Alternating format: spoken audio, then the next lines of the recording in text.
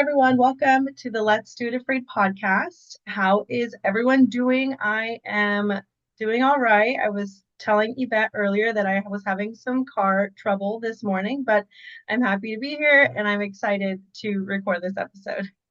Yay! Glad you're doing good and that you're home. And I had a wonderful morning too. I don't know. I think it's adulting that gets me in a bad mood sometimes. First thing I have to do is like go do paperwork, all the governmental stuff. I don't know. I feel like the navigation of the systems here is horrible. Why does it take so long? I would think, right? We're in America. We'd have top-notch IT, top-notch computers, top-notch, but they're very old school. I don't know what it is. Maybe it's the security. I don't know. But I'm like, the post office, anywhere we go, like it's just The all DM, outdated. How? yeah, they're But just out. It just takes hours. Like the DMV, the Social Security office, anywhere you go, like disability office, whatever it is. It's like you take hours and hours and their system seems so outdated and I don't get it. I mean, I'm guessing they just maybe don't have the funding to fix the issues. maybe it's the budget because I know there's funding, but they just don't allocate the funds correctly. Yeah, you're probably right. I don't know too much about that. Yeah, we're a rich country. I mean, I'm not saying that we have millions and millions and millions because obviously we have a deficit, but Yeah, it's my morning, but it's Monday. yeah. And adulting is hard. I agree. Yes. Today, we really wanted to talk about embracing change and the kind of challenges that come with change and fear of the unknown. I know that this is something that I have struggled with my whole life. I feel like I'm still struggling with it today. So sometimes I feel like, gosh, I'm not even the best person to give advice on this because I'm still trying to figure it out. But it kind of brings me back to like the whole purpose of starting this podcast was to let people know that they aren't alone and these are things that we are dealing with. And hopefully, some people will feel confident to share their stories with us and their struggles with these things with us. And we'll all realize that we're not alone and hopefully kind of be able to help ourselves heal in some way and have it be so change isn't so scary. I know that I really thrive in a routine, and my human brain kind of craves that stability, that comfort. And so, any kind of change or unknown kind of challenges that comfort zone of mine. But I do know that there are some people who are the complete opposite and they thrive on kind of a more chaotic lifestyle. I know that you are one of them, so you might be better on giving people advice than me on this topic. Honestly, when I thought about the topic, I'm like, it's so good, but I'm not the greatest person either. I am still working on this, and this is something that I feel like gives me a lot of my anxiety, and it's like a lot of the root cause. My stability is out the door, and that's where my body's just like, what is going on? And it's not even, sometimes I'm like, I'm fine. Thank God I have water and a roof over my head and all the basic necessities in life. Actually, over the weekend, I went to church and they were talking about why do we get stuck in like the problems of the world? And I was like, that's so true. Sometimes I forget to like pray in the morning or something, and then I feel so guilty. So then I'll go back and I'm like, it'll set my tone for the day. So if I skip it, it's like, oh my God, like what is it gonna be like? But I mean, obviously, when I forget, I forget. But I do my best to keep my faith in my relationship with God so that I can be a better person and work on what I need to work on. But even then, like I still have my own struggles. The unknown is the unknown, and sometimes it's like I let go and let God is what I need to do. And it's something that I always tell myself, but it's like in the moment I feel like the world is falling down on me, but it's not. And it's like taking a step back. Honestly, everything that I worry about is what they're saying, like it's tied to the world and it's problematic to the world. There's nothing I can really control, right? How much can I really control and bring me back to myself? I try to ground myself here and there, and it's something I'm still working on. And it's something that I feel like a lot of people can relate to, especially in these times. I feel like coming out of COVID, how do we learn to be a society again after COVID? Because that totally changed everything, like the way we go out. Somebody's coughing, we're over there staring, and it's like, I don't know. Like, we forgot to be empathetic. People get sick, and kids need to be around bacteria and all those things. My littlest was born in that time, and so she didn't have a lot of her defenses, or she would get sick more, or all my kids with their asthma, like anything would flare it. And I'm like, oh my God, like what happened? It made everything worse. But thank God I feel like we're overcoming it and we're past it slowly but surely. Coming back to the change, I think I was diagnosed with general anxiety disorder, which is basically just anxiety, but you don't have a specific cause or specific triggers. It's just generalized and it can be all day. It can be, I mean, different people get it in different times or have different triggers for their anxiety, and not every anxiety is going to be the same, or not everybody will experience it the same, but there's so many symptoms that are the same and nobody really talks about it. So I actually started following different accounts when I started getting it. So I'm like, am I alone? And so I found so much material. There's somebody that created a book. It's called like From A to Z, the Symptoms to Anxiety. And I was like, oh my God, there was times where like half my face felt like it was paralyzed, but it was just like the numbness. And I got so scared, I thought I was having a heart attack. So I kept going to the doctor and I'm like, something's wrong with my heart. And they did their studies and they're like, nothing's wrong with your heart. Like, that is so weird. Like I could have sworn like my face just feels off. And they're like, oh, it's part of the sensation and the nerves, and sometimes like ants are crawling on my head. So it's just different sensations that your body can react to. So like I'm saying, I can be chill, but my body, sometimes I feel like my foot's on fire or something's on the bottom of my feet just tingling, and I'm like, what is going on? And then I try to just do things to ground myself and relax, or maybe it's time for a nap. Just try to different ways to deal with the anxiety. But then I also got diagnosed with transitional anxiety, which they say like having to do with drastically having a change in your life. So maybe change a job or change of household. I don't remember exactly what it was, but they said it was based on like transitioning. We go back to your comfort. You know, you're saying you get out of the comfort zone, so like you get scared. I don't know. Your body just doesn't. My body doesn't know how to react, so I just get weird symptoms that come up. And I've tried med and I've tried different things, but it's just me trying to control my mindset, I guess you can say. It's been a journey, but Yeah, I think, like you're saying, I think it's just the human brain, like it really just craves that stability, that routine, staying in that comfort zone kind of shocks it maybe, and then it and like trickles down to our body, which is where we feel a lot of the discomfort. I go back to like nature versus nurture, and I think it might be both because for the longest time I thought, why am I like this? I remember, you're gonna laugh, but I remember up until my first day of college, when I was like out of college, right?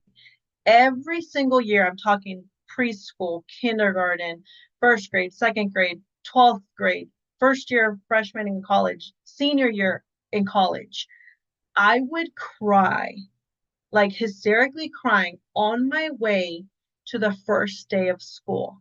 Always, always, always, always. And my mom, like when we were younger, she'd be like, she kind of just after a while just knew that that's how I was. It was like, it would take me a few days to finally get into this new routine.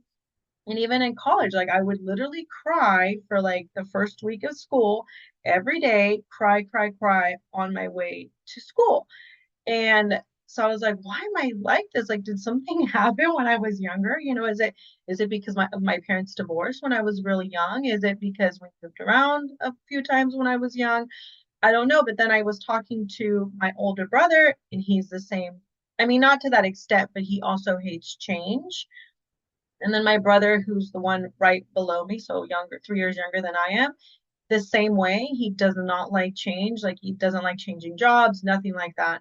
And my dad is the same way. Like my dad doesn't like to leave his house because that's his happy place, that's his comfort zone. And so I'm like, oh my gosh, so then is it nurture? Like, is it just in my DNA? This is our the madrigals. This is just how we're made. But at the same time, it's like I know that there are a lot of people who are like this. Like I can't be the only one that hates change so much. And then I was even telling my therapist one time how when I come back from vacation, I love going on vacation. So like when we're like packing, I'm excited, we're gonna go. I don't like to fly, that's a whole different thing. But if we're going in the car, like if this is gonna be a car ride, a road trip, then I'm a happy girl. I'm packing, I'm so excited, I'm happy to go. And then the day we're driving back from this trip, and the minute I get home, I'm really sad for a few days. Like it just takes me a while to maybe process that I'm no longer on vacation. And I used to think, well, maybe it's because I'm happy on vacation, but no, I really do think that it comes from this transition, this like change. Going from like being on vacation is very different from coming home and being back to my mundane everyday life. I agree. I think after anxiety, like, I don't know, I feel like world was so much easier without anxiety. So I was just go, go, go. I thrived on chaos and everything. And I still kind of do if things fall out of place. I just go with it. I'm a little mix of it now. I have a schedule of what I have to do. If it falls out of place, it falls out of place and I get to it and I get to it. But I just try to have some structure versus no structure because then everything's in my brain and it's just no go. But before I thrived on it, I could just function. I don't know. I don't know how I did it, but then I'm trying to do it now and I'm like, I can't. So it's hard, but saying when I go on vacation, I feel like now I think about it and I'm so stressed out thinking about what I have to do. Why do I think about it? It just adds so much more stress onto your body. I just know like you're going on vacation, so you have to pack, you have to buy stuff. It's just part of the process. But if I sit there and think about everything I have to buy, I'm like, ¿qué me falta? And then I leave with, oh my God, I know I forgot something all the time. I'm like, what did I forget? I'm like, I can't even enjoy being on the trip or road trip because I'm sitting there like, I know I forgot something. But I try to talk myself out of it because I'm like, at the end of the day, if I forgot something, I forgot it and I'm not coming back to get it. But then also, if there's anything necessity wise, like we can always get it over there. Yeah, that's true. That's But the true. picture of adjusting and coming back also, like, that also takes time to settle in. Yeah. And then I know a lot of people will talk about like sometimes, there was a certain change that you were afraid to make, and then you make that change and you're like, oh, it worked out, right? There was like some sort of silver lining Yeah. um, at the end of that. So have you had that experience? Like, what is a change in your life that you were terrified, but that it turned out to be the best thing for you? I feel like when I started working for myself or started picking up projects and doing things where I initially started to form like my services, it Mhm. was like a change from the fact that I was used to work for somebody else and now I don't have that additional management pressure or like expectations from other people. When I'm like, I know I'm doing it right because I've already gotten the validation for certain time, like all these years that I've done it. I know that it's right because at the end of the day, they're numbers. And if numbers like reconcile, if you have the right answer, then you know you did it right, right? Versus when you're reading something and then like you don't really have a definite answer because it just nobody can really confirm it. There's no like finite number. So that's what I really am passionate about. I love numbers. You know me. I don't read, but I love numbers. That's just how my brain works. And I feel like making that change in my life really helped my anxiety. Yeah. Oh, yeah, for sure. I think I kind of have a similar story on that as well. After I had my son, I decided to stay home and work from home. My husband had already built up his landscaping business at that time. So I had already been doing like a lot of the bookkeeping for him and things like that. But it just got to the point where now it was more of a full-time position than a part-time position. So having two kids and working full-time was just not in our best interest anymore.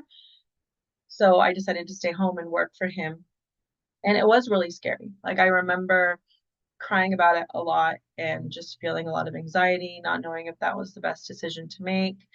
I think I was really scared of little things like, oh my gosh, my health insurance. I have really good health insurance through my job, or will we be okay financially? Like will we be able to still maintain our lifestyle without my income? Yeah.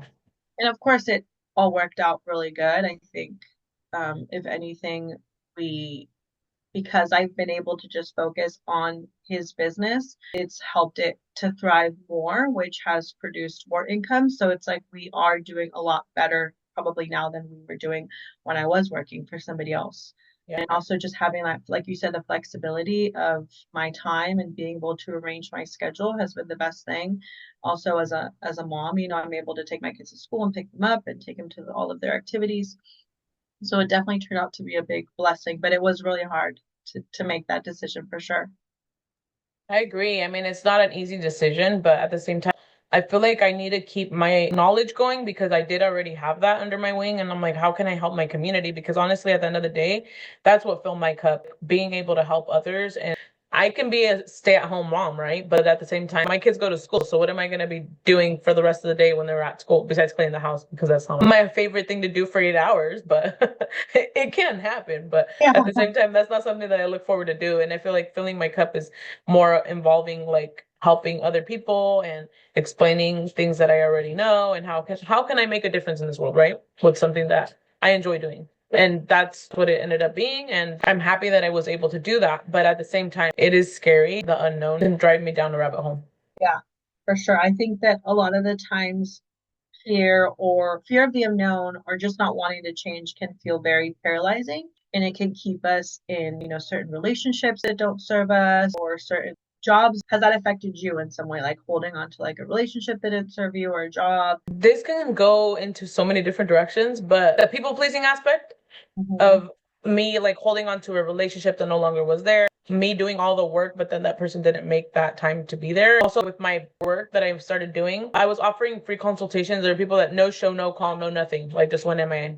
And I was like, I'm giving that privilege of giving it for free, but now that people are taking advantage and not showing up, how do I avoid that? Right? Because I was coming prepared to talk to somebody and then that person never showed up. So I decided to no longer do free consultations, but if I do see that need, like if it's through the Hispanic Chamber of Commerce or somebody that I meet out and about, yeah, just give me a call. I don't mind. But I'm like people that just reach out. I don't know if it's more so the new generation. I don't want to put stigmas out there or anything, but those are the people that most likely didn't follow through with their commitment, or maybe they were just price gauging or price shopping. Yeah, yeah, yeah. I know people have a budget, but just let me know. Like, don't just leave me on red or message me and ghost me. And so things like that, or like relationships that just fall out. I felt like there was times where I did more than the other person really cared to do, and it's like I don't. Again, it's like how much do you really value the time and then the effort that somebody puts into it? So it's hard because I do want to give into that people pleasing and I want to foster the relationship because for some reason I'm like, well, I've known them for X amount of years. Like I know maybe they're going through a rough patch. I don't know. I always want to give people the benefit of the doubt. Hmm. Yeah.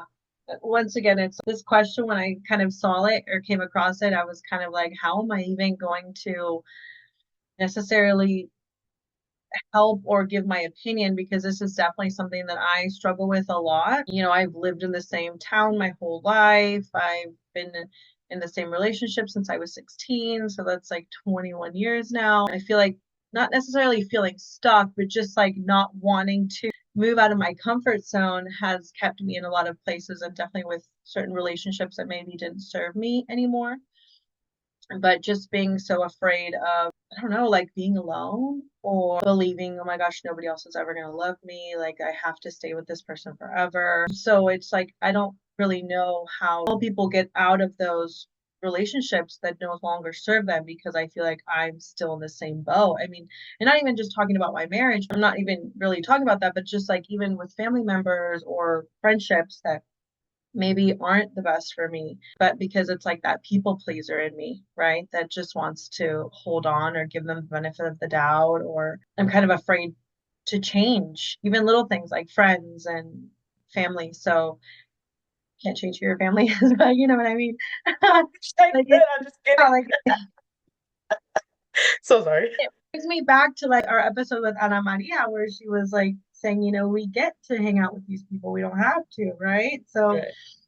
it's like trying to change that mindset is really hard. I'm still Oh, trying to. girl. Yeah, it's so hard. Don't even go. Like, I love my family, don't get me wrong, but I mean, every family's gonna have that random person. I'm like, I know people can mess up but it's like when they have the ill intention or when you see that this is a continuous pattern that is not being addressed, I just need to stay away. Like, I Yeah. get to see them, but then I'm like, I don't want to see them. So I'm like, I don't know. It's so hard because then we have like all these holidays, right? And then everybody comes together. And then what if it's at that person's house? Or what if like that person's the spotlight? And I'm like, I don't want to be part of it. Honestly, I don't want to be part of it. Like my mom was like, oh, well, we can still have holidays and we can still go around and we can still do that. I'm like, you can. I don't want to be there. It's like, oh, well, that person's not going to say anything to you, or that person's not. I'm like, I just don't want to risk it. I don't want to have, I don't know. There's just something in me that's just like, I'm just waiting, or the anticipation of something. What if something happens? Oh, what if like, but I don't know why I do this to myself. Like, I was telling my therapist, like every single time I would go to a networking event, I'm like, oh my God. Like, and they're like, they're not even looking at the hair on your head. Like, don't worry about it. Just walk through, go say hi. I'm like, I know that's the intention of this meeting, right? But then myself, like, I'm just so self-aware of things. And but like family, like I've always just like not cared. But now after anxiety, like again, I know I keep bringing that up, but it's like it changed everything and every part of me. Like there's pieces in my body that I didn't even know existed and they move by themselves. How? I have no idea. But I'm like, every single time there's a new symptom, I like flip out and I'm like, oh, I'm dying. And then I look it up and they're like, nope, it's anxiety. I'm like, and I don't know how many times I went to the ER or to the doctor and I'm like, what is going on in my body? I'm dying. No, it's just anxiety. I'm like, how? How can this be anxiety when I literally thought I was dying? It's just so crazy. But No, and I love that you talk about it because I'm sure that there are a lot of people who have had that experience and they're probably thinking, oh my gosh, am I going crazy? Like, what's happening to me? But hearing you share that helps them, like, oh, I'm not the only person. Maybe there is something that is wrong, not necessarily wrong with me, but that is happening to me and that I need to address. yeah, so now that I'm more aware, I'm like, if something's gonna make me feel out of place, I'm just not gonna do it. And that's Yeah. just basically what I've been doing. But it's kind of going against the people pleasing, which is kind of helpful because I'm working on it. But then at the same time, I'm like, I'm giving them more control than I need to, right? Because then my sister-in-law's like, you don't, what did she say? Don't let them control you. Like, if you want to go to these places or you want to go be part of something, go and do it anyways, because that's what you want to do, right? Regardless of who's going, regardless of who's going to be there or who's going to see you or whatever. And it gives you more exposure. I'm like, that's right. And it's helping me get out of my comfort zone, but it's also scary because it's fear of the unknown. Yeah. I think with me, it's not so much that I'm, like you were saying, with family or people that necessarily maybe you don't agree with. I don't think for me it's like I'm scared of what they're gonna say to me because I have a big mouth too. So I'm like I can dish it just as much as I can take it. Like I'm not afraid of you. But it's more of like I was telling Ana Maria where it's like I feel like my energy shifts. Around certain people, I feel like my energy changes and I don't know.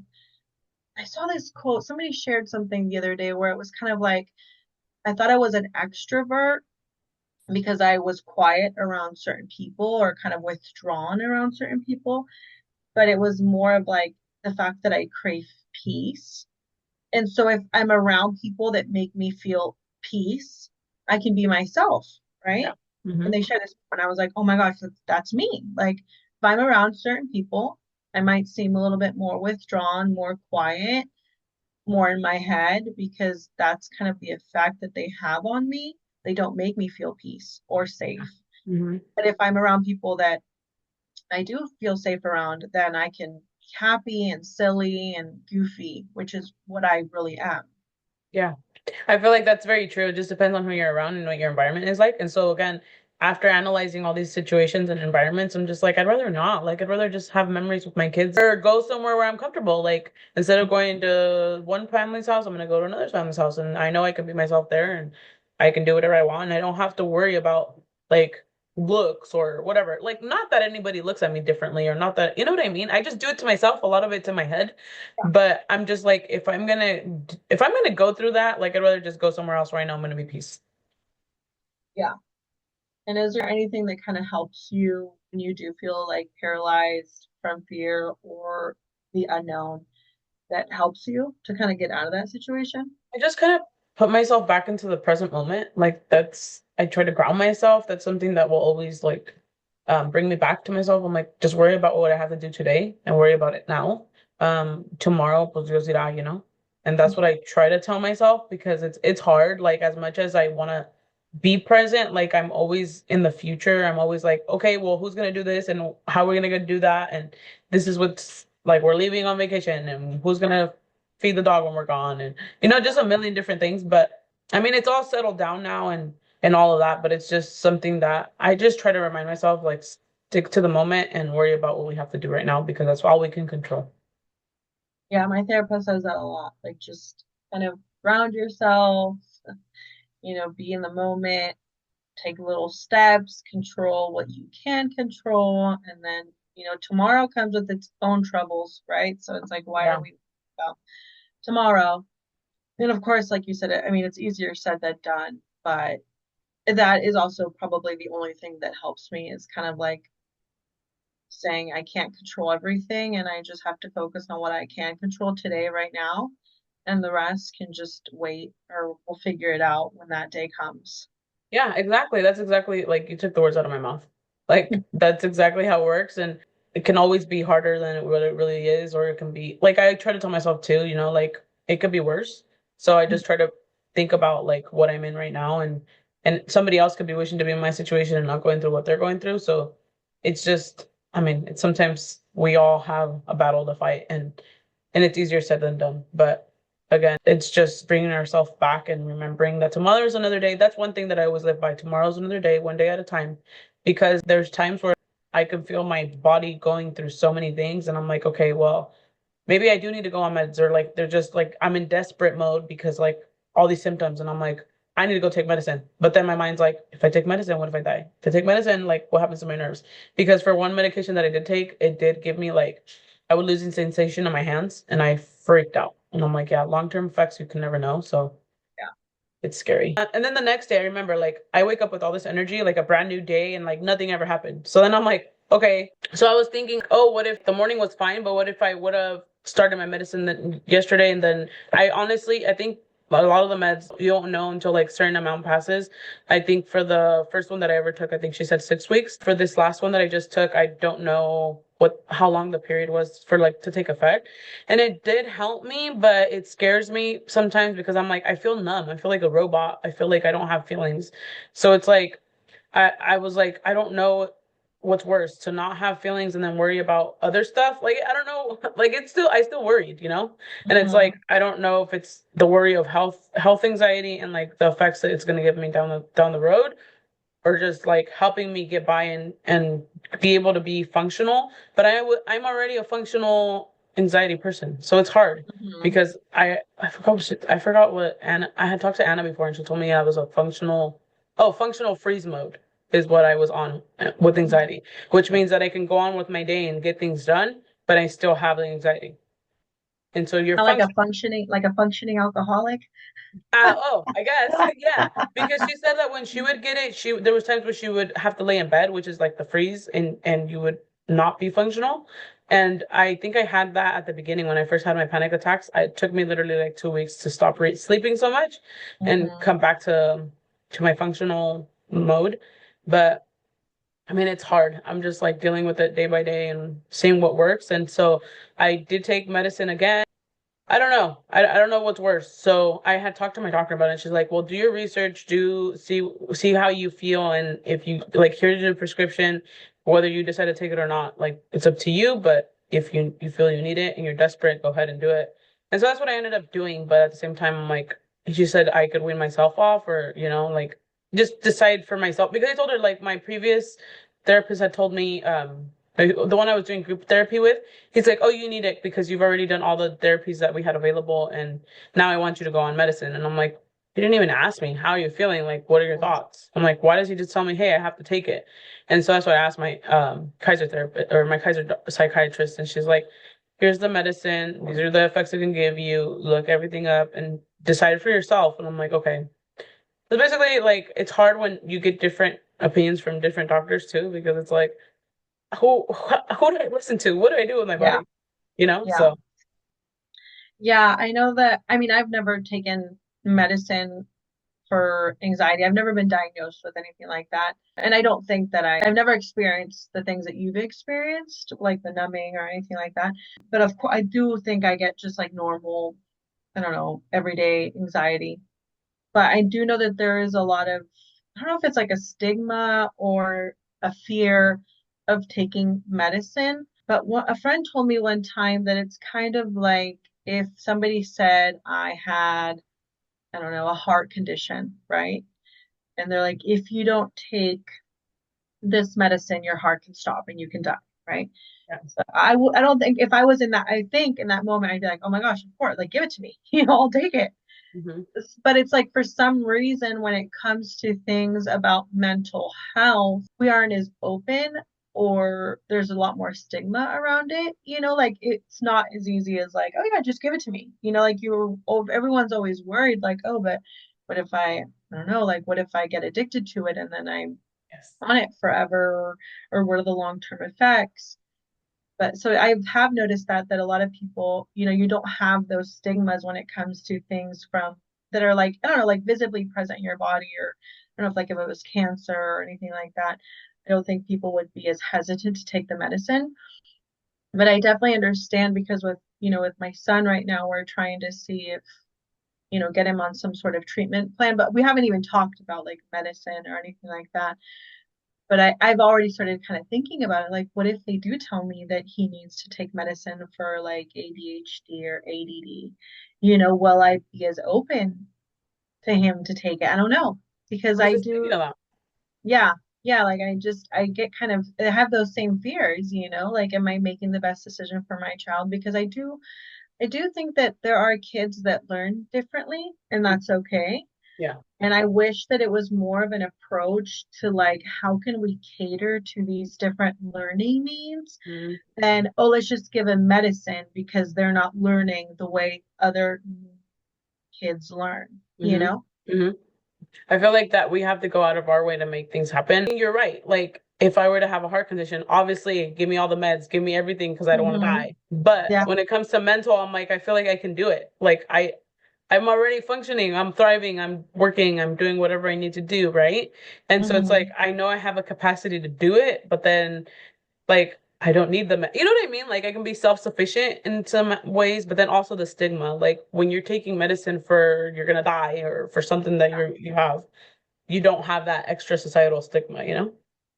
Yeah. Yeah. Yeah. There's just a lot of stigma behind it for sure. When it comes to change, I think that sometimes it can maybe be exciting for some people, and I envy those people. I really do. If you're one of those people who thrives in change and you get really excited when it comes to change because it kind of means like you're looking at it at a mindset of like new opportunities, new beginnings, like this can be really exciting.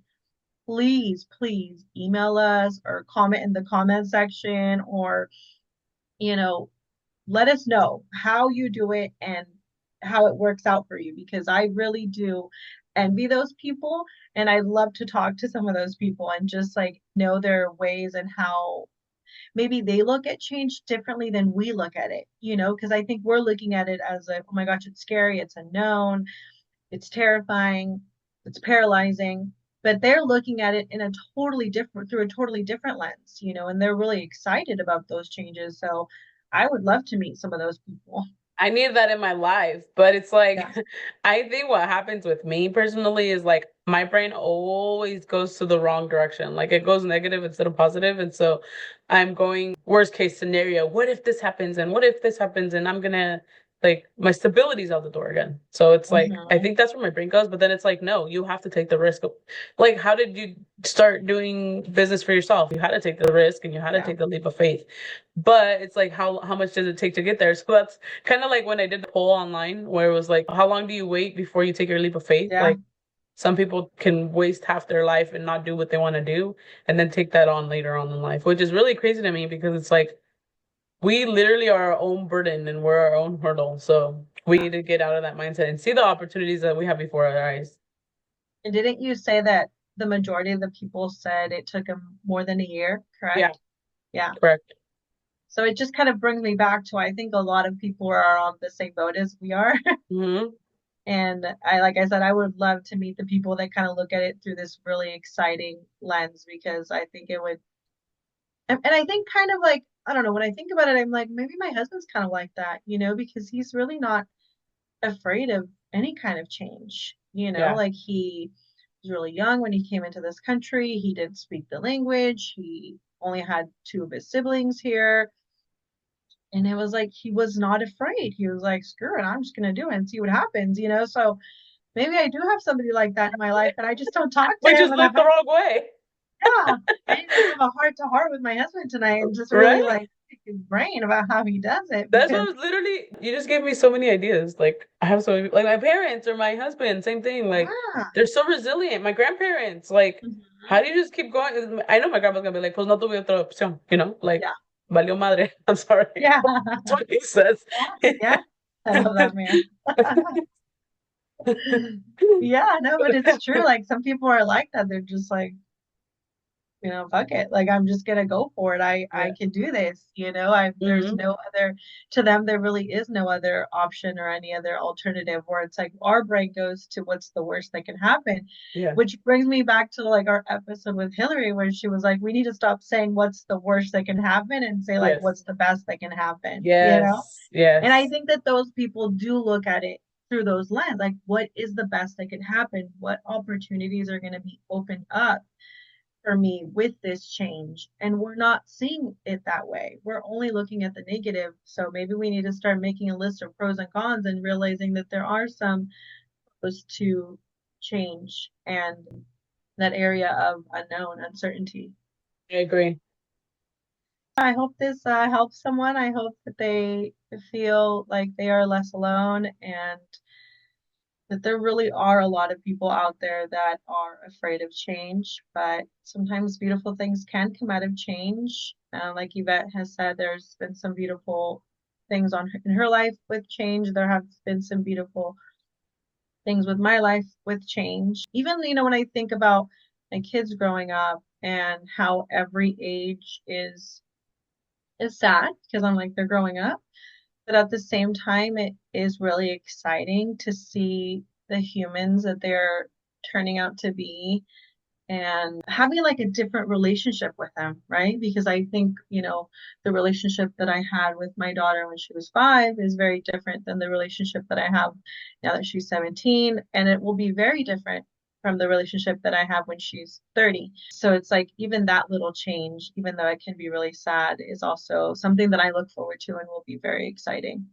Yeah, I agree. I feel like a lot of our change, and although we do have a lot of fear, a lot of the change can be scary. But then at the same time, that's the only way we grow. We're gonna grow when we're not in our comfort zone. So it's something that I need to work on mentally and give me that myself that mental change because we can't. Also, I don't like letting fear control my life because then I'm just like gonna be living in fear for the rest of my life. So I try to just get out of that mindset and work. It's something that I work on every day. So one day at a time. And I'd love to know how other people work with change and what they like, if there's any methods that you guys can share with us so that we can see, hopefully our minds can go into that other opportunity, like the opportunity mode and see things with another light. And I used to be a very good person to see the positive out of everything, but I need to get myself back into that because I don't know what happened, honestly. Like these past several years, I'm like, in my head, but we got to turn it back around. Yeah. No, yeah, for sure. We can turn it back around and like I said, we need to start saying what's the best that can happen, not what's the worst that can happen, and really embrace change because like you said, that is where we grow the most, I think. And I as well don't want to stay stuck in the fear. That's the whole point of this podcast, right? It's like we're scared, but we're gonna do even while we are afraid. So even though we are afraid of change and we are afraid of the unknown, we're going to tackle it on and we're going to hopefully something really amazing is going to come from that. So definitely email us. We would love to hear from you guys. Comment in the comment section and just let us know how you guys handle fear and uncertainty in your lives. And please remember to subscribe to the channel if you have not subscribed. Hit the like button. If you're listening to this, please subscribe to us as well. Rate and review us. We'd love to hear your reviews or your ratings. And we will see all of you next week. Bye. Bye.